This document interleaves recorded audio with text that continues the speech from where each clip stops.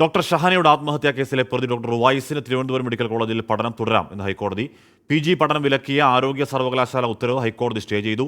ഒരാഴ്ചയ്ക്കകം doctor റുവൈസിന് PGക്ക് പുനഃപ്രവേശനം നൽകണമെന്നും ഹൈക്കോടതി college പ്രിൻസിപ്പലിന് നിർദ്ദേശം നൽകി.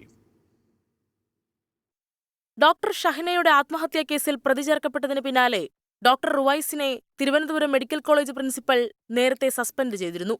തീരുമാനം പുനഃപരിശോധിച്ച് 2 ആഴ്ചയ്ക്കകം പുതിയ തീരുമാനമെടുക്കണമെന്നായിരുന്നു ഹൈക്കോടതിയുടെ ആദ്യ നിർദ്ദേശം. എന്നാൽ തിരുവനന്തപുരം മെഡിക്കൽ കോളേജ് പ്രിൻസിപ്പൽ പ്രതിയുടെ സസ്പെൻഷനിൽ ഉറച്ചുനിന്നു.